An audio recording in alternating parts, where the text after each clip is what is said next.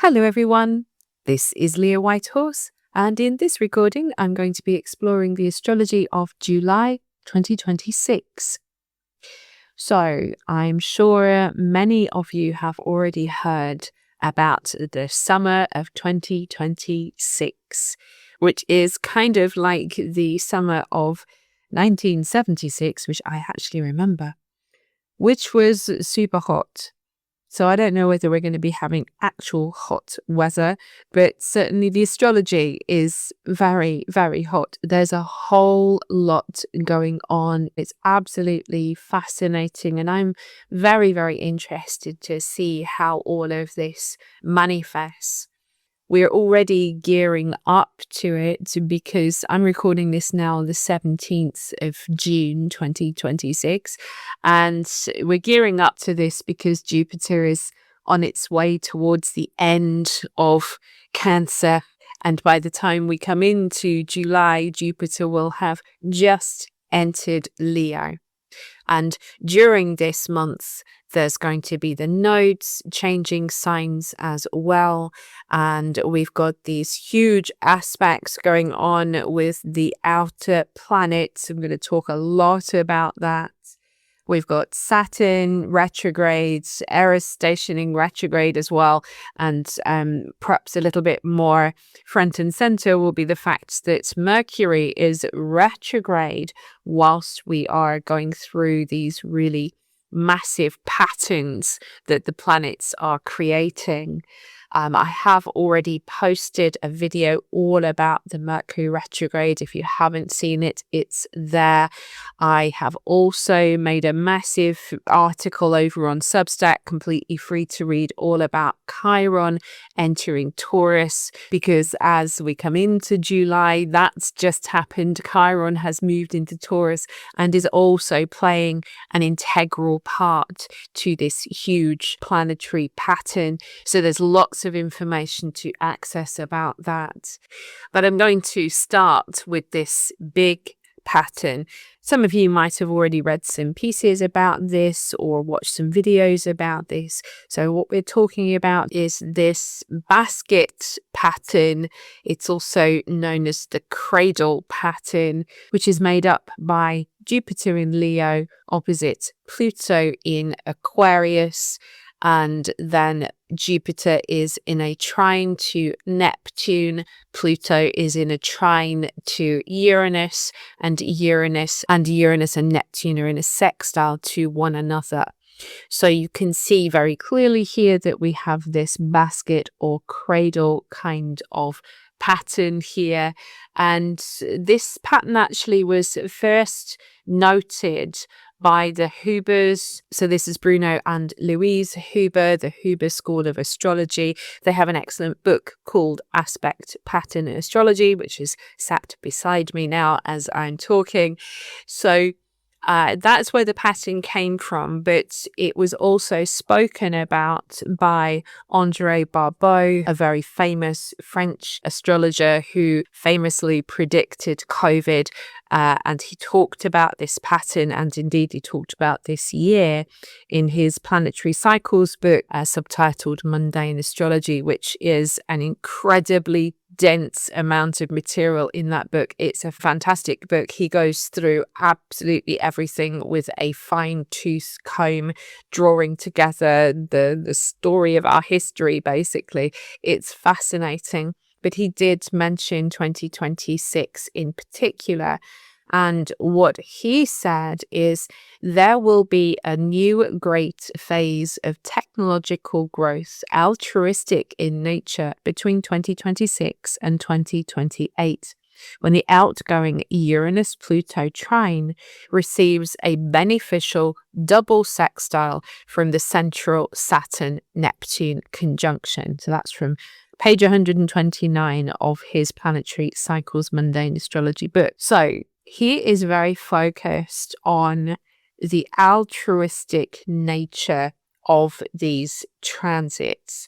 But personally, I feel that this pattern is colored by the fact that Jupiter opposite to Pluto will also be square to CHIRON, as I mentioned before. And I think that is slightly changing the dynamic, or we could say adding in some extra story to talk about. For reference, this pattern is going to be in play right up until the 11th of August. So the basket or cradle pattern without CHIRON, just focusing on the others, that is going to be in play until the 11th of August. The T-square will also be in play across all of that time. That will start to break down just on the 9th of August, just a couple of days before.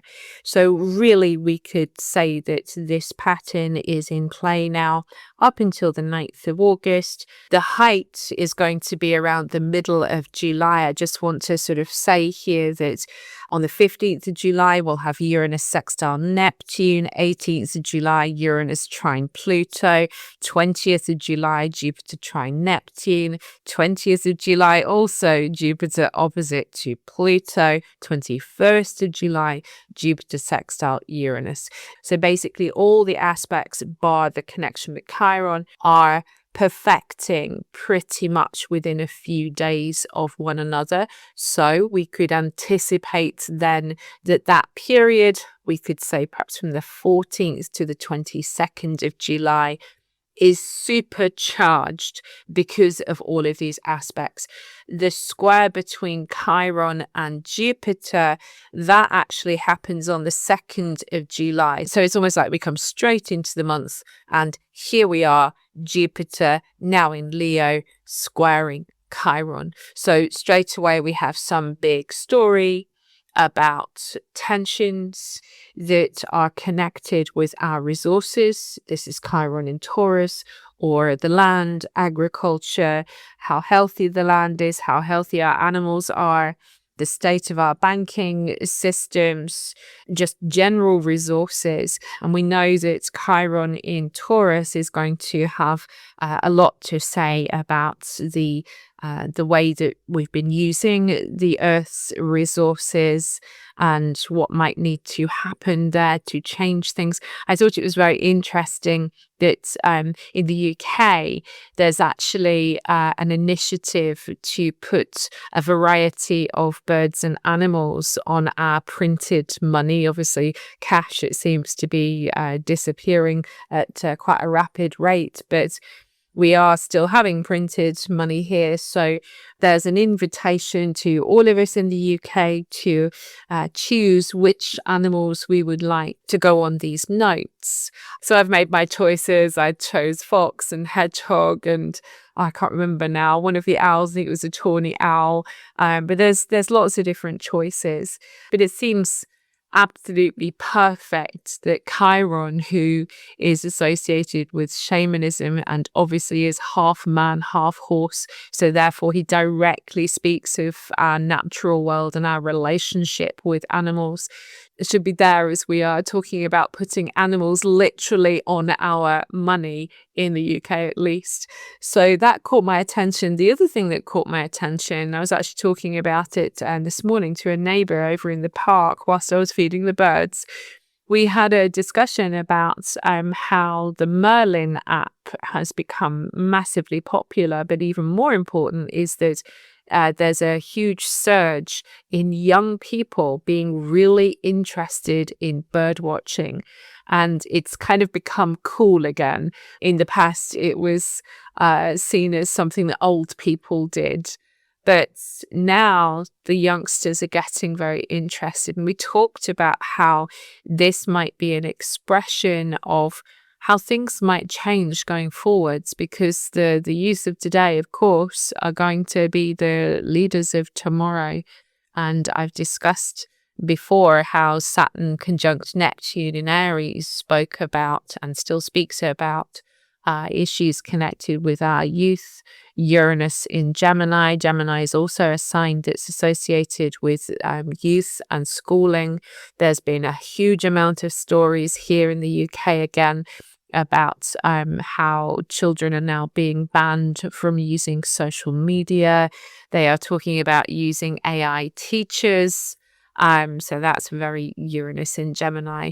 But this whole thing about caring for the earth and caring for the creatures that live upon the earth, but also specifically the ones that are flying in the sky with all that air energy.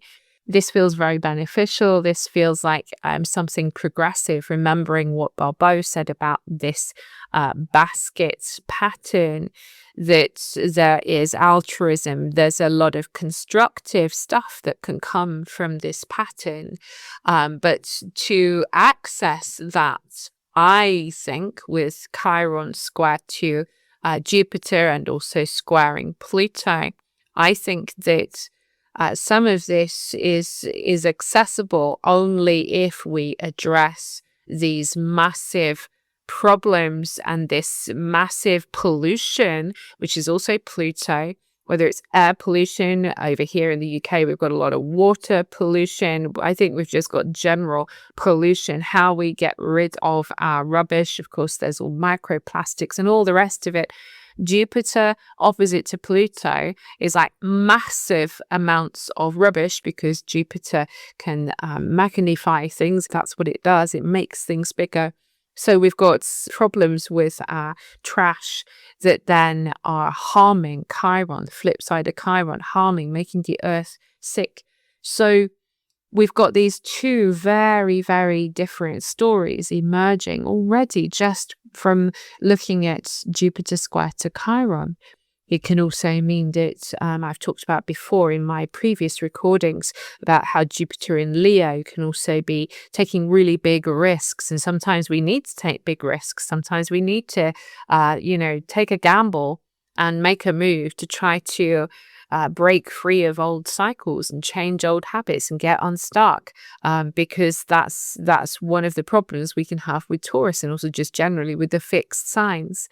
But then there can be, because of Pluto, the impetus to take really big risks because somebody somewhere wants to have a massive amount of control or a huge amount of money.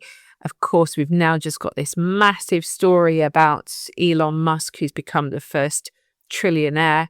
I can barely say the words. I find it just horrific, which is very Pluto. I find it horrific.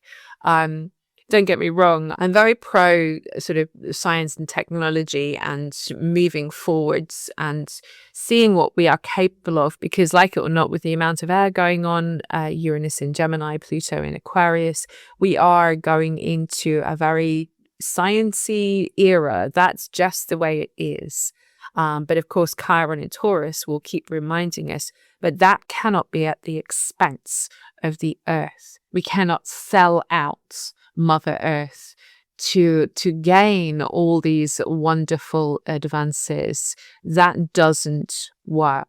That won't work. And we won't have any advantage because we'll be far too busy dealing with the consequences of not caring for the planet. So all of this is sort of playing out at the same time. I also meant to mention at the beginning as well, I thought it was very interesting that Disclosure Day, the movie that I still haven't seen yet, that's kind of out, and more releases of sort of paranormal files and UFO files, I should say. Those have all come about as Uranus squared the nodes. So we're also looking at the kind of fallouts from that as well as a backdrop here, and that also tells us, that also shows us that there are going to be these profound awakenings of understanding of our place in the world and in the universe going forwards. And that too is part of this basket pattern, or the cradle. I actually really like the term, the cradle that the Hubers used, because a cradle instantly makes us think of a baby, a child. So we're cradling, we're containing, we're keeping this baby safe. So Jupiter and Pluto are kind of like the outer rim of this. And when working positively, they can protect the baby. So the baby is Uranus sextile to Neptune, this spiritual awakening, this great understanding of, like I said, our place in the world, in the universe, going way beyond the personal. This awareness, this awakening, growing awareness that it's not just about our own individual lives. It's who we are as a group. Now, of course, as we move forwards, especially with the emphasis on Neptune in Aries and Saturn in Aries currently, that tells us that we do need to take personal responsibility. We do need to be personally accountable. But that is because it's saying this is absolutely necessary if we are to pull together as a group, as a collective, to manifest this vision, to pour our creative energies into these great dreams that will help us to advance, not just technologically, but how we use our mind. Uranus in Gemini, with Saturn, of course, as well, speaking about the long, slow evolution of consciousness. We haven't scraped the surface. We don't understand everything yet. And I think, going forwards, there's going to be lots and lots of research and breakthroughs when it comes to how the brain, how the mind work, all of this kind of thing. But Uranus in Gemini is certainly helping us and inviting us to break free when it comes to how we think about things and how we think about one another. Gemini, the brothers, the twins, we are all twins. We're here as family, we're siblings. And Neptune is compassion and kindness and empathy. We're not seeing a whole amount of that on the world stage. What we're actually seeing is a flip side of Jupiter opposite to Pluto. The huge amount of controlling, greedy energy that is insistent on having all the power, the having of things. That's also very Taurus, the having of things. If we don't address our consumption, then this baby that has all this potential, Uranus sextile to Neptune, is going to find it hard to grow up, because it's not going to be allowed to grow up, because Jupiter opposite to Pluto is kind of keeping the baby small. Let's not make this happen, says the powers that be, because my goodness, where would we be if the people, the collective, the main population of humankind, what would happen if we're all being kind to one another and we're all sharing what we have and we're working towards a better world? Where would the corrupt billionaires and the trillionaire fit into that scenario? Of course, they wouldn't. So it's such an interesting pattern, and I don't think we should expect that we're going to have all the breakthroughs happening in July. We're going to see all the manifestations going to happen all at once. It's not like that. Like a baby has to have time to feed and learn and grow.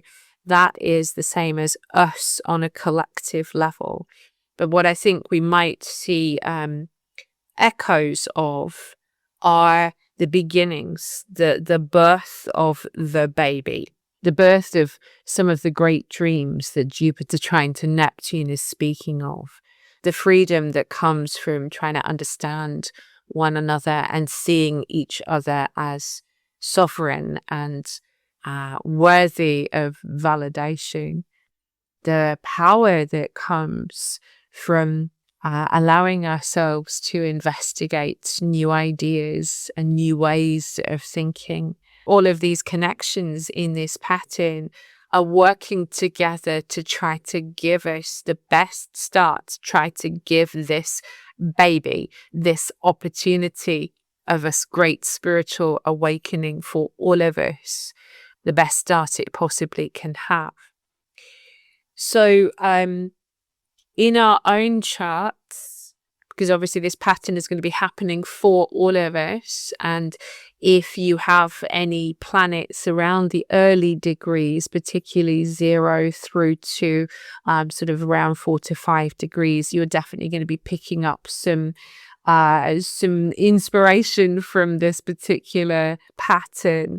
But as ever, wherever Jupiter's moving, this is where there is this growth in being more confident in your creativity. And it's also sort of saying here is the area of life where if you take a few more risks, then maybe things could develop in a positive way. But maybe first you have to confront some of your fears, or where you've tried to sort of keep hold of everything and not change anything. Wherever Pluto is traveling in your chart, the area of life there is going through a great transformation, but sometimes it can feel a little scary. Sometimes it means that you have to address your shadows, address the unconscious things that are going on. And maybe you just need to have a clear out in this part of life so you can take advantage of the opportunities being put to you by Jupiter. And then all of that is being informed by CHIRON. So the big healing journey, wherever CHIRON is moving in your chart, there is some painful, perhaps, experiences, but at the same time, an awareness now that things need to heal here. I need to address this properly so that I can heal and move forwards. And then Neptune and Uranus. Neptune is where sometimes we can get a little clouded. So even though we've got some positive aspects going on here, sometimes Neptune can make us see what we want to see, or Neptune can give us some very high ideals. Positively, Neptune is very spiritual, and it says if you surrender here, if you follow your intuition here, then all kinds of wonderful creative things could happen, but you don't want to be deluding yourself. And then Uranus, wherever it's moving in your chart, is trying to free you. It's saying you need to change the way you think here, wherever it's moving in your chart, the house that it's in. You need to change the way you think, switch things up, get some new information, some new voices. Maybe you just need to change your inner voice so that you can see how life could advance here. So the pattern is powerful both personally and collectively. And like I say, it goes right through the entire month, peaking at the middle of the month. Now, I do also want to point out that on the 4th of July, obviously a big date in America with this whole 250th anniversary of the Declaration of Independence, there are massive ceremonies going on, and I believe there are supposed to be the biggest fireworks ever. I believe it might have been Trump that said that. The biggest fireworks ever in the entire world, apparently. They're going to be going on, and it's just as Mars conjoins Uranus. So actually, that's actually quite a good transit when you're sort of thinking about fireworks. But sometimes we can have a different kind of fireworks. Mars conjunct Uranus clearly is activating the pattern. It is bringing it to life. And so we might have both positive and negative, remembering Gemini, the two twins, the different extremes of things, the different ways that things can manifest. So Mars conjunct Uranus can sometimes be accident prone, it can be volatile, it can be sudden action, it can be some kind of unexpected action or unexpected conflict. Mars tends to jump the gun, and that's very common with Uranus involved because it's all expect the unexpected. But the other side of it is, of course, fireworks can give us that kind of things make you jump, and yet it's fun and exciting. So it could be something very exciting is happening here that sort of explodes in a metaphorical way, that the news runs far and wide with it. Again, Gemini. Or we have some kind of unexpected conflict to deal with. 5th of July, Mars continues to activate in this pattern. It will sextile Neptune, it'll trine Pluto. So it just keeps activating the pattern over and over again, bringing it to life. Mars animates. Sextile to Neptune is wanting to act on our intuition. The trine to Pluto is basically, I want to use the power that I have. I want to use the power to bring my dream to life. 7th of July, this is when Neptune stations retrograde. So this is going to be until the 12th of December. It starts the retrograde at 4 degrees, 25 minutes of Eris, and it'll back up to 1 degree and 36 minutes of Aries. So, of course, Neptune moves quite slowly. During the retrograde of Neptune, what Neptune does is it shows us where we have indeed been deluding ourselves, where we let our imagination run away with this. In forward momentum, Neptune does ask us to dream and to try to create these dreams. It shows us what's possible, but also it shows us everything.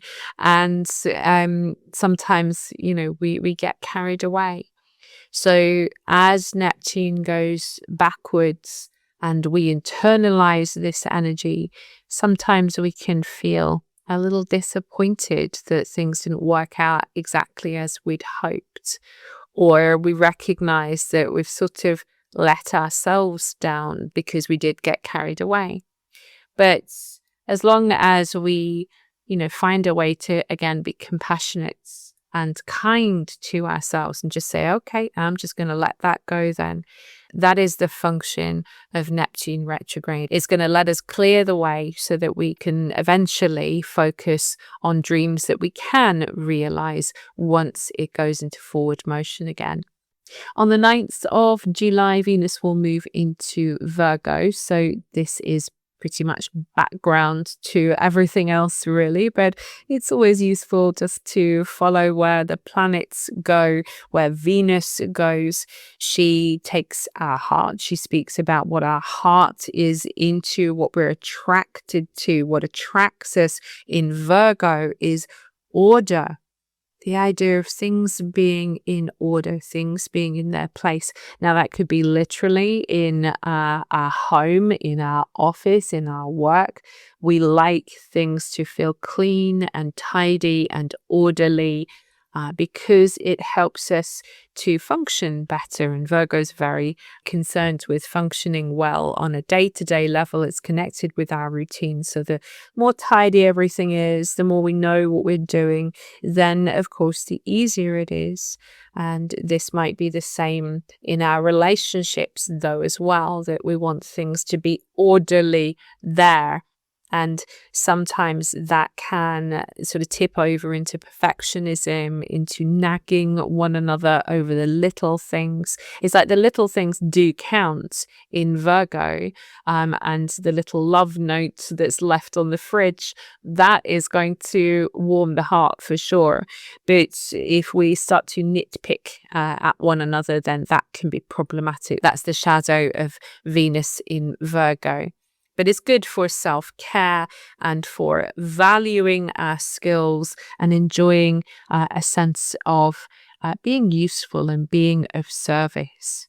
On the 13th of July, we will have the midpoint of the Mercury retrograde. So just to remember, Mercury is retrograde. So all of the stories that I've been saying so far, I think it's important just to revisit the fact that Mercury is retrograde, and therefore some of the things that are manifesting around this time, or the stories that are emerging around this time, will have a ways to go because Mercury is retrograde.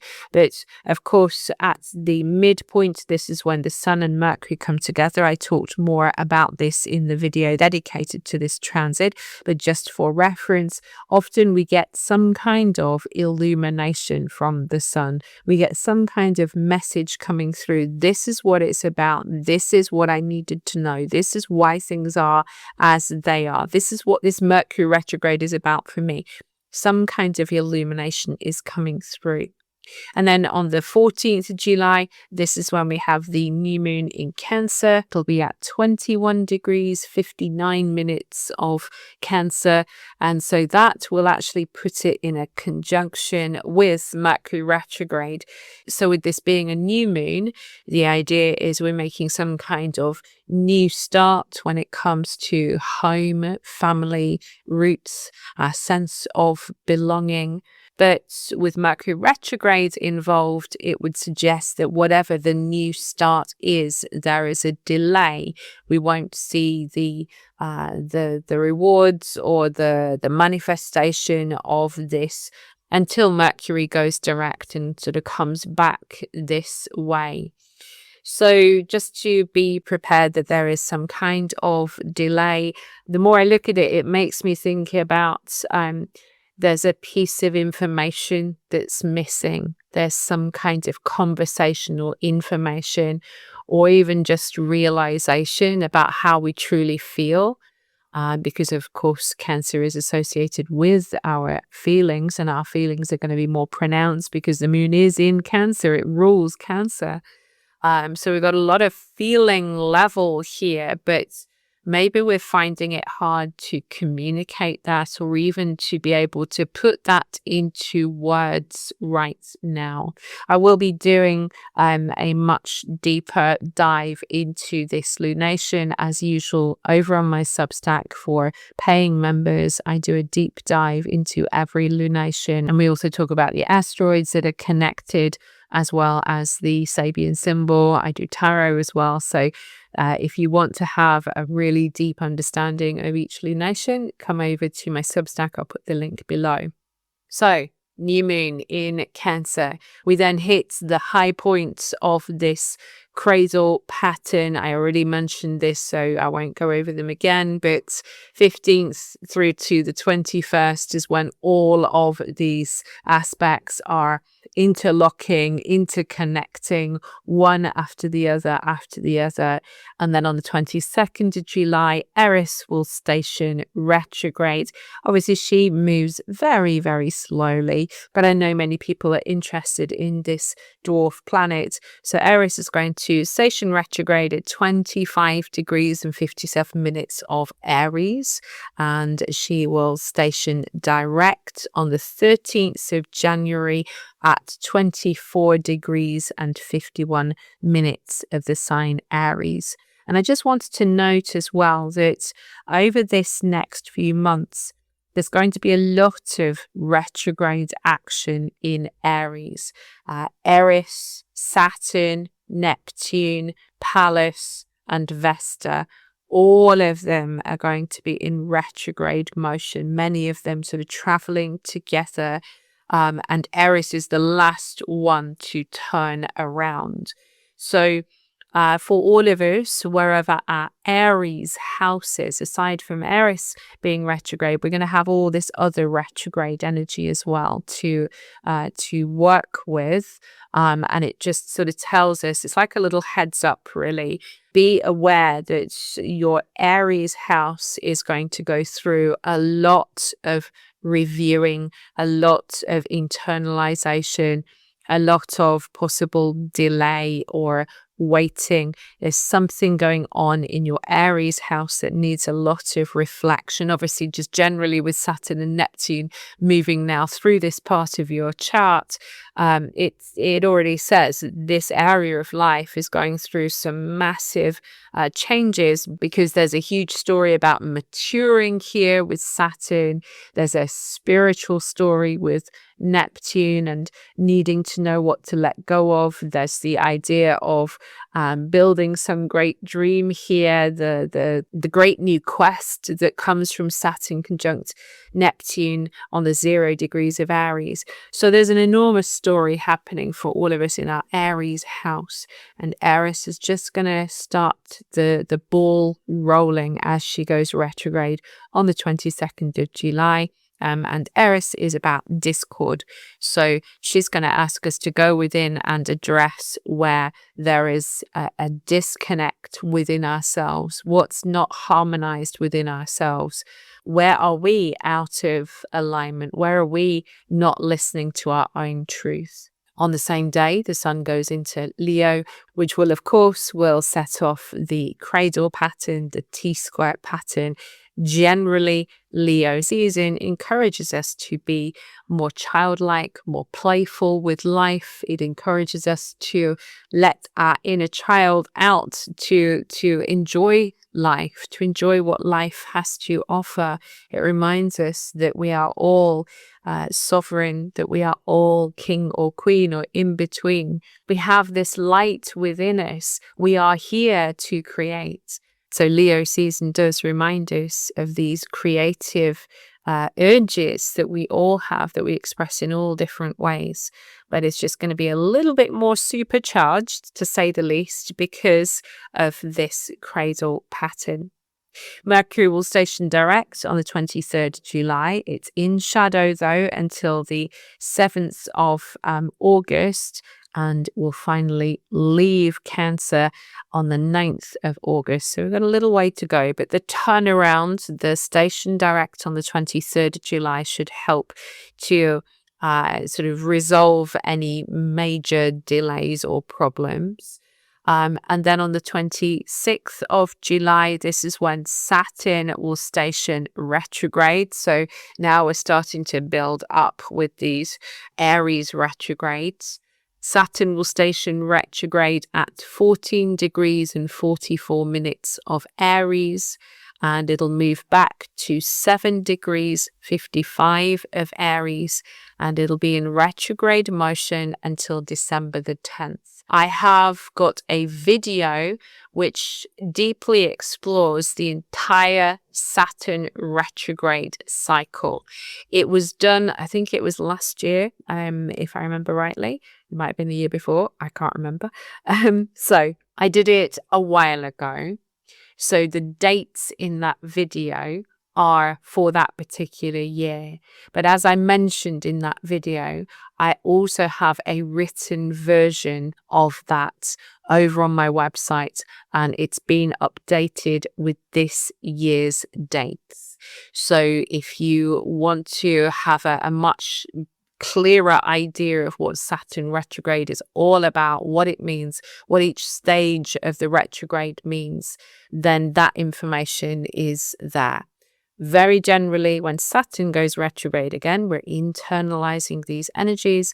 And now what we're doing is we're looking for, where am I resisting? Because Saturn is always giving us some kind of hard task. It doesn't mean it's bad. It just means it's a hard task. Sometimes they are difficult, and sometimes they're just, this is hard work and I'm going to get stuck in and I'm excited about it. It just depends on where it's happening, the condition of your natal Saturn, whether it's involving any other hard aspects or soft aspects.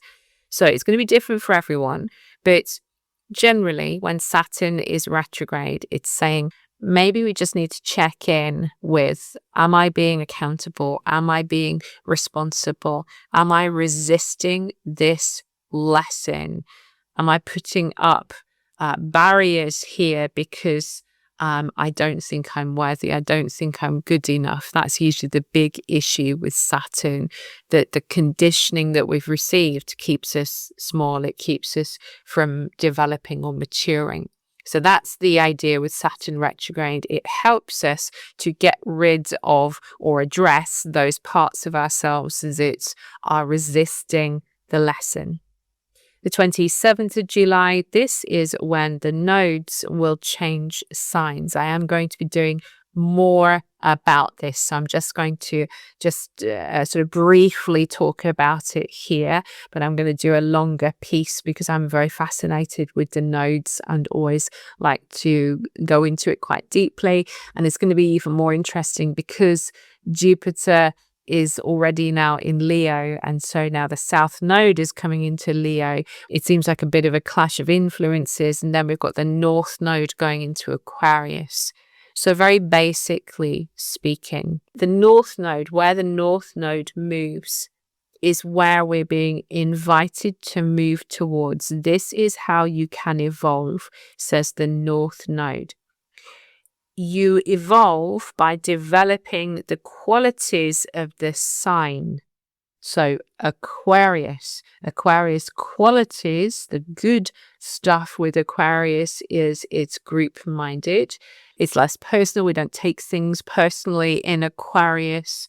It's forward thinking. It's future forward. It is very much about our groups and our friendships and our connections and living together as a society, advancing together as a society. It's also a sign we associate with technology, the idea of space, giving one another space is associated with uniqueness as well. So we're all together, we're all connected, we're all kind of living in a society, but we each have our own unique skills and gifts. That's also an expression of Leo, South Node in Leo. But this is also telling us what we need to get away from.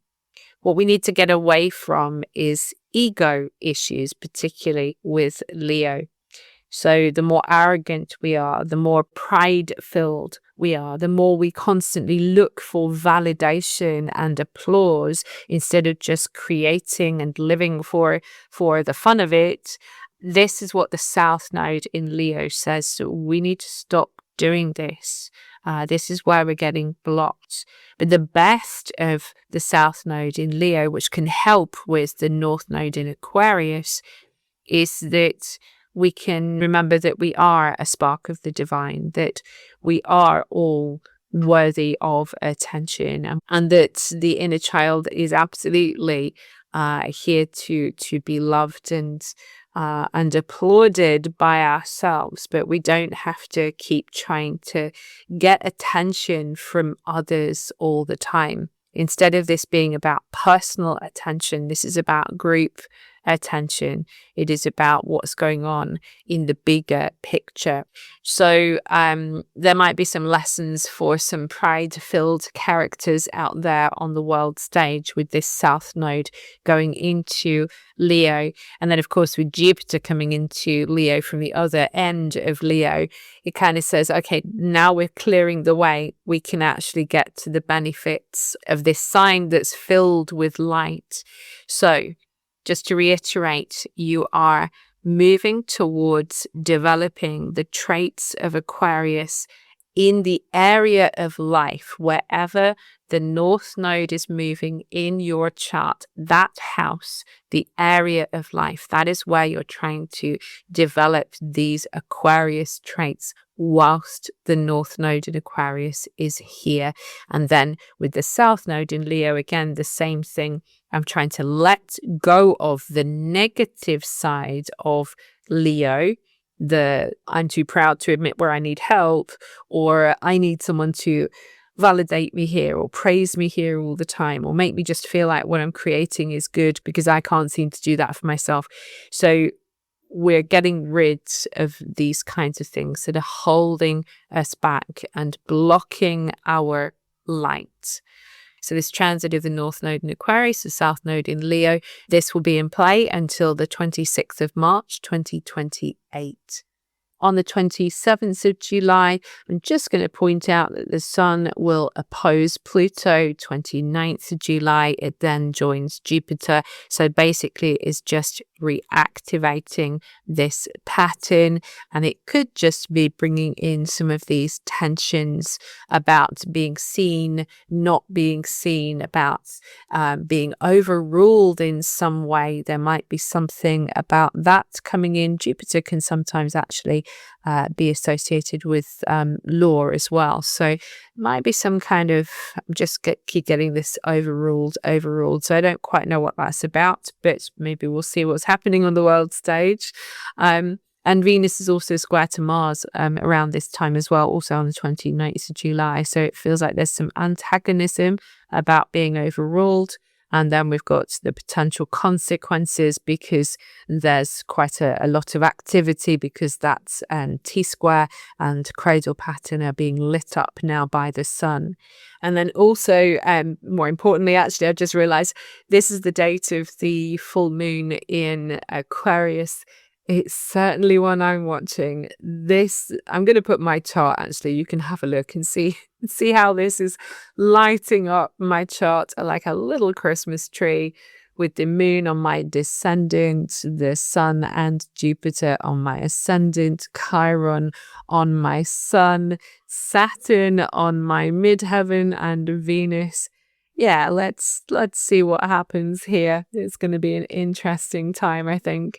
So this lunation clearly then completely activates this pattern. We have some kind of heightened visible event. This is the full moon, some kind of conclusion or a peak moment that is associated with Aquarius themes, so our part in the group, our connection to the wider world, our hopes for the future that are being informed by Pluto. So maybe there is some kind of radical transformation happening, or we're having to make room for some kind of really big change that is ultimately going to lead us to feel more free, because Aquarius also wants to have a sense of freedom, the space to be ourselves. But with Pluto, we're also wanting to feel empowered, to feel free. We need to embrace the changes as they come. And maybe with it being opposite to Jupiter, perhaps we also need to explore where we lost faith in ourselves, where we didn't believe in ourselves. And that's why everything has been twice as hard. So there's a lot going on with this lunation. Again, I will be exploring it very deeply over on my Substack. And certainly I will be exploring it very deeply in my own life as well. So if there are any interesting manifestations, I will let you know. So this brings me to the end of this exploration of this very dynamic month of July 2026. I hope you found it helpful. If you did, please do click a like and subscribe. It always helps the algorithm. Leave a comment if you would like as well. I always enjoy reading your comments. And if you would like to hear more from me, as I mentioned, I have a website, a Substack. So all the links for that and my social media are below. I will see you again soon, and in the meantime, I wish you many blessings on your path.